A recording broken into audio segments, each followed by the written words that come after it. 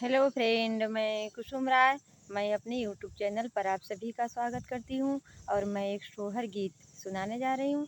अगर आप लोग को अच्छा लगे तो लाइक सब्सक्राइब करना।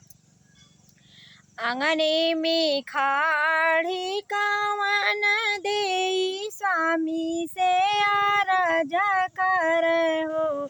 स्वामी आज मोरे छठिया बारहिया नानद लेके आवा नानद लेके आवानु हो। स्वामी आज मोरे छठिया बारहिया नानद लेके आवा नानद लेके आवा न हो।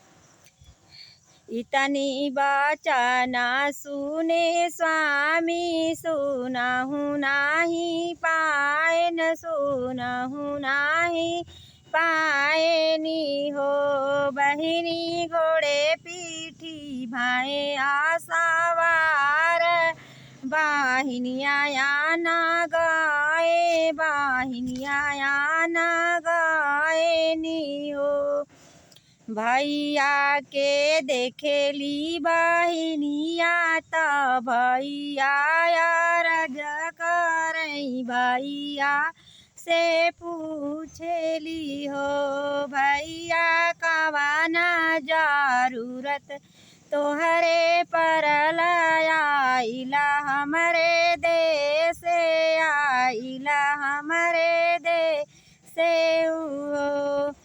सुना मोरी बहिनी दुलारी तू ही त मोरी प्यारी तू ही त मोरी हरी न हो। बहिनी आज मोरे छठिया बारहिया तो हाई आना आए तो हाई आना आए न हो। अब तू ही नाना दी गोसाई ना तू ही ठाकुराई ना तू ही ठाकुराई नी हो। ननदी बैठू तू नरतुली पलंगिया भातीजा वा खेलाऊं हाथे में कुछ नाऊं घोड़े में पहिनाऊं ना हो। आपन भतीजवा खेलाइब हाथे में कुछ पहिराइब घोड़े में कुछ पहिराई भी हो। भौजी हम लेबा सोने का कांगनवा कांगन बड़ा सुंदर कांगन बड़ा सुंदर हो।